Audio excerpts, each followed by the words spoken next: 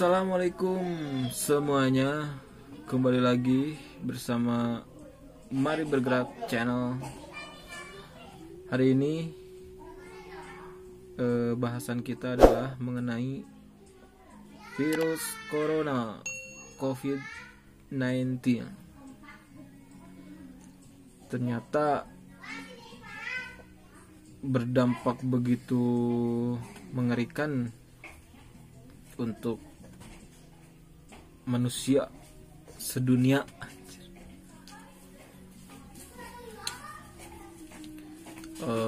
Perkembangan terakhir di Indonesia mengenai virus ini, yang korban meninggal 48 ya, 48, yang positif terkena 515 kalau nggak salah, terakhir itu saya lihat, dan yang sembuh tuh 20 orang ya, 20 lebih. Kalau secara persentase 8 sampai 9% gitu tingkat kematian yang terjadi akibat virus ini di Indonesia gitu. Yang lebih mengerikan lagi di mana, Italia ya, selain Cina, tapi ya karena Cina kita udah tahu sama-sama pusatnya di situ. Selain Cina tuh yang paling besar tuh Italia ya, Italia. Terakhir saya lihat juga perharinya tuh 627 kalau nggak salah kematian terjadi akibat virus ini. Kenapa bisa begitu gitu? Kenapa bisa secepat itu penularannya? Karena gejalanya itu memang tidak langsung berdampak, tidak terasa, tidak berdampak. Bahkan dari selebaran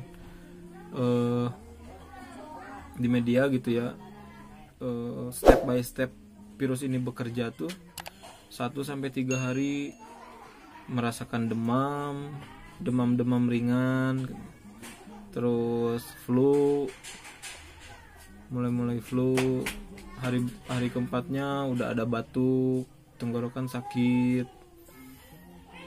dan yang paling parahnya ketika udah menyerang paru-paru kita, udah sampai ke situ, udah rawan kritis lah gitu, sampai sesak napas tuh pendek katanya, napas tuh sampai pendek, dan kebanyakan itu yang bisa menyebabkan kematian kepada manusia yang terkena virus itu.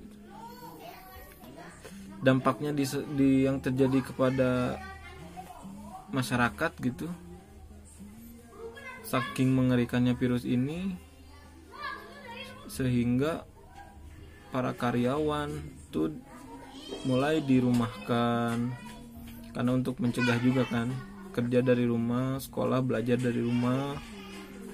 Terus pasar-pasar mulai sepi, dan pedagang pun ada yang mulai tidak berjualan.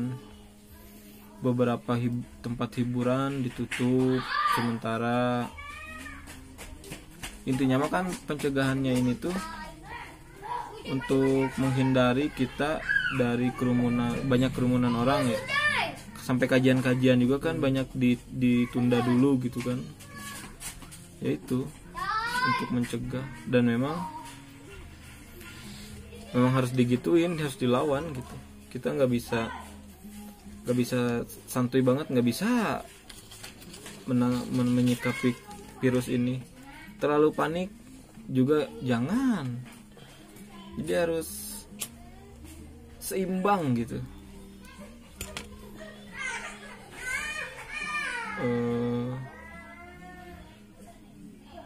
Apa yang lu rasakan dari dampak ini, selain kita udah kerja di rumah lah misalkan, apa man? Ya, dampak dari virus ini mungkin kalau dari diri sendiri jadi merasa panik sendiri, parno ketika batuk sedikit tuh batuk sedikit jadi parno lah gitu, nggak enak sama orang gitu kan, kalau di luar kalau lagi batuk diliatin orang, ya pokoknya parno lah untuk diri sendirinya. Mungkin dari dampaknya jadi kerja di rumah jadi agak sedikit malas-malesan itu sih, tuh agak sedikit malas lah gitu dari hal apapun lah, mager ini.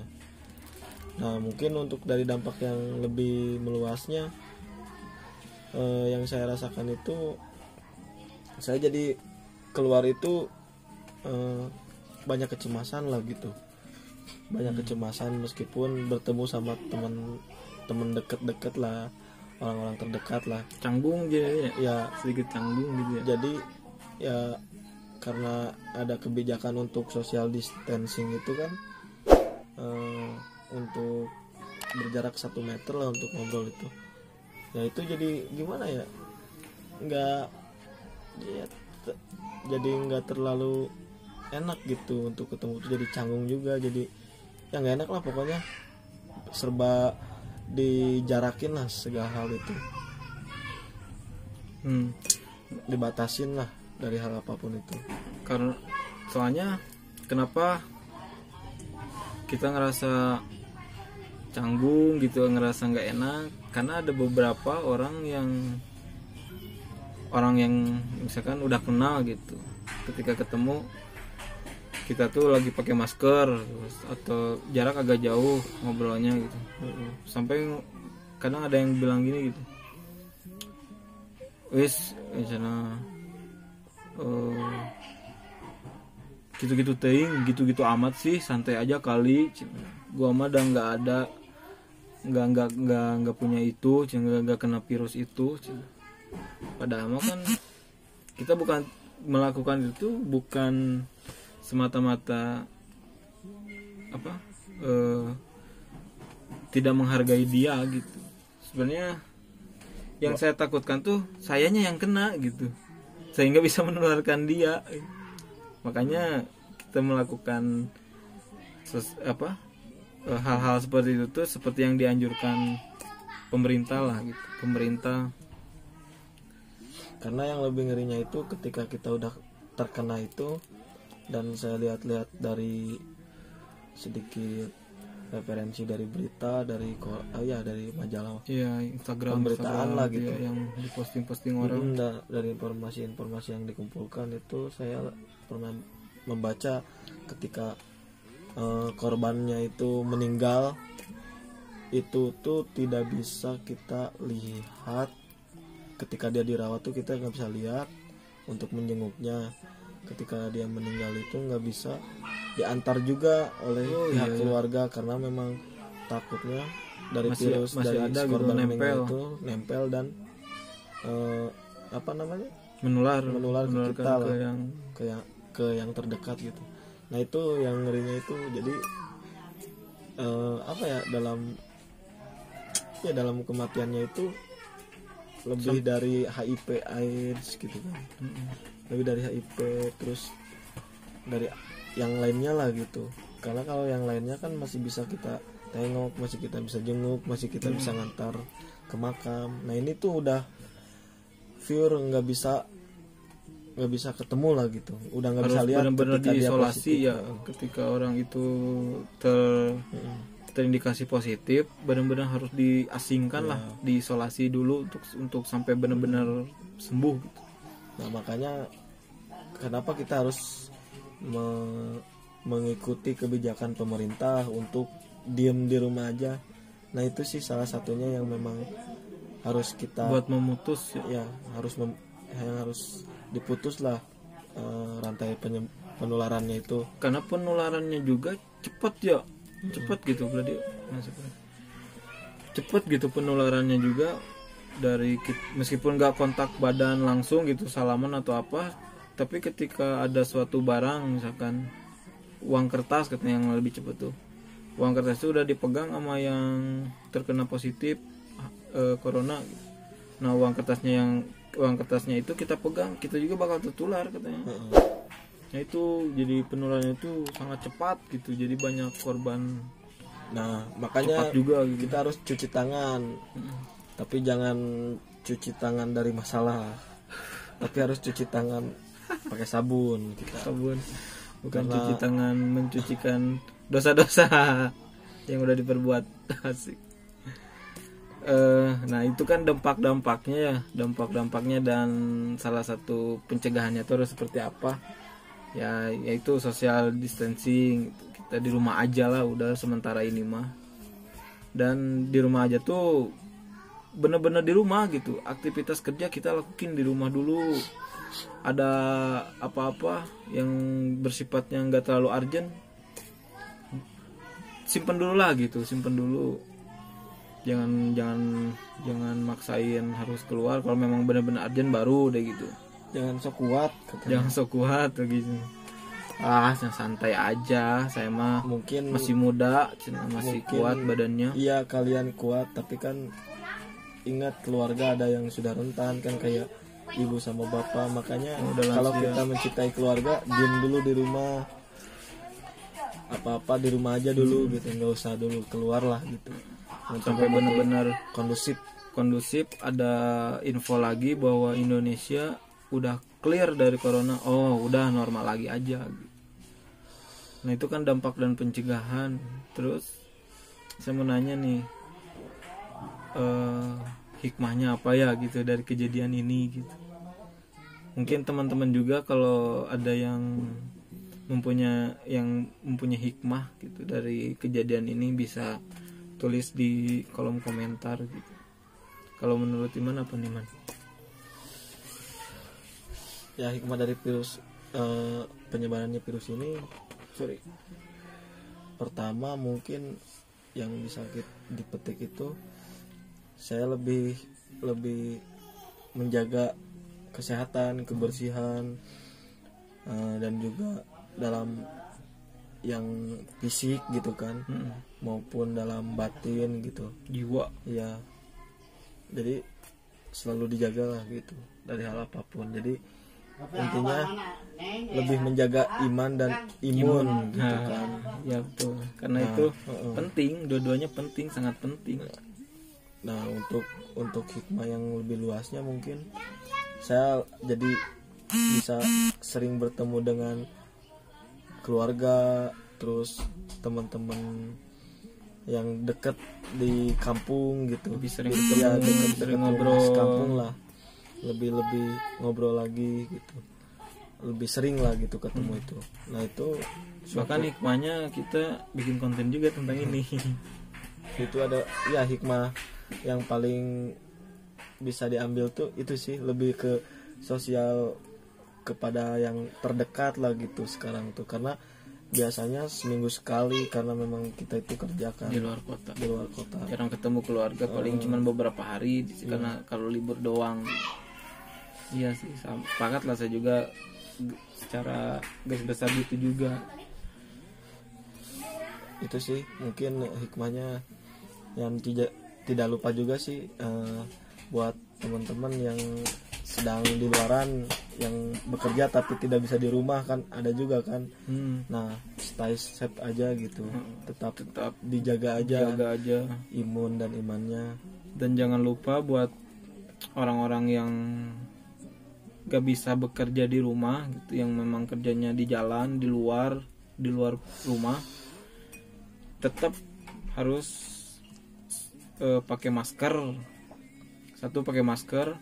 Dua, bawa hand sanitizer buat apa, cuci tangan lah gitu, buat ngebersihin tangan kita. Dan Cuma lebih efektif itu cuci tangan tuh cuci pakai tangan sabun. juga pakai sabun, dan itu juga harus dibawa gitu, harus di kantong terus adalah minimal yang kecil gitu, buat ketika udah memegang apapun yang kita nggak tahu dari mana gitu kan asalnya, kita cuci tangan. Dan ketika pulang ke rumah juga usahakan jangan langsung berinteraksi dengan keluarga, punya sama anak, sama istri, sama ibu, sama orang tua gitu. Pokoknya siapa aja yang ada di rumah, jangan dulu jangan dulu langsung, kita mending langsung ganti semua baju kita, kalau bisa mandi, cuci tangan dulu, mandi lah, bersih dulu, baru kita ngobrol sama keluarga, interaksi sama keluarga. Karena kan kita nggak tahu yang kita bawa dari luar tuh steril apa enggak gitu, baju atau celana, semuanya lah gitu yang nempel sama kita ketika kita udah dari luar rumah gitu sih. Yang terus ada lagi yang agak pro kontra lah dari kejadian itu. Kan pemerintah menghimbau gitu bahwa belajar dari rumah, kerja dari rumah, dan ibadah pun di rumah. Bahkan MUI pun udah mengeluarkan fatwa untuk sementara salat berjamaah tuh ditiadakan gitu. Jadi salat tuh di rumah, salat Jumat pun ditiadakan untuk sementara selama social distancing ini dijalankan gitu. Ada yang pro, ada yang kontra. Bahkan yang kontra kan bilang ya, maksudnya orang-orang yang berkontra itu ya berjamaah tuh wajib gitu. Menurutmu gimana, Man? Ada pendapat nggak menurutmu tentang Kalau itu sih pro kontra itu? tentang hukum, cuma kan saya juga belum tahu kan dalam hukumnya. Mungkin menurut saya mah, pandangan saya itu Yang awam lah ya, yang pendek yang tuh awam. ilmunya lah. yang Cuma awam sharing lah. aja. Mungkin itu sah-sah aja diberhentikan, cuma untuk kawasan yang memang zonanya itu memang udah merah lah Udah gitu. merah lah. Zona merah iya, kayak di iya, Jakarta Istiqlal kan, itu memang dia itu Istiqlal itu masjid, bukan orang situ doang lah yang masukin, tapi orang-orang dari yang berbagai provinsi mungkin ya, ya, dari mana aja pasti dari mana bisa aja aja ke situ. bisa ke situ lah gitu. Nah mungkin kalau di daerah kita yang masih belum, Bahkan nggak ada ya belum keluarganya yang terkena gitu misalkan. belum ada lah gitu. Dan kita juga paling tahu kan, warga di sekitar itu aksesnya paling kemana sih, paling jauh gitu kan. Mungkin itu mah ya tidak usah diberhentikan, tidak usah Harus jalan ya aja jalan gitu. aja berjamaah biasa gitu kan. Mungkin itu sih tanggapan dari saya. Ya belum paham sih dalam hukum Secara hukum secara dalil atau apa gitu ya, belum, kita juga belum terlalu paham benar gitu. Tapi secara logika ya gitu aja gitu. Kalau memang yang tadi dibilang, kalau memang daerah itu udah terpaparnya sangat rawan gitu, udah banyak yang terkena virus itu, ya mau nggak mau memang lebih baik diberhentikan lah. kalau nggak gitu kan nggak terputus meren wabah ini tuh.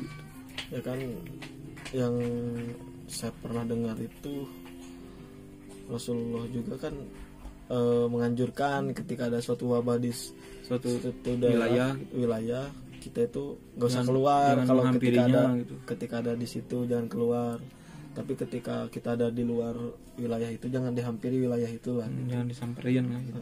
Nah ya dari situ juga udah kebayang lah gitu. Berarti kan kalau kita di luar wilayah itu kita jangan nyamperin, kalau kita di wilayah itu jangan keluar ya.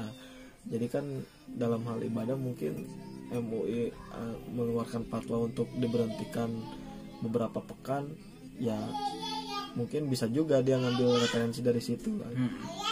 Dan jangan dipukul rata juga ketika fatwa MUI itu keluar bahwa misalkan sholat Jumat ditiadakan dulu untuk sementara, jangan dipukul rata semuanya memang harus gitu dihentikan. Ya itu kembali ke yang tadi, kita ngelihat kondisi juga, ngelihat kondisinya gimana di daerah kita, apakah udah benar-benar rawan atau memang nggak rawan. Kalau nggak rawan mah ya sholat aja berjamaah seperti biasa, Jumatan seperti biasa. Yang rawan itu ketika kita ada virus, tidak ada virus, kita nggak sholat. Nah itu rawan. Bahaya.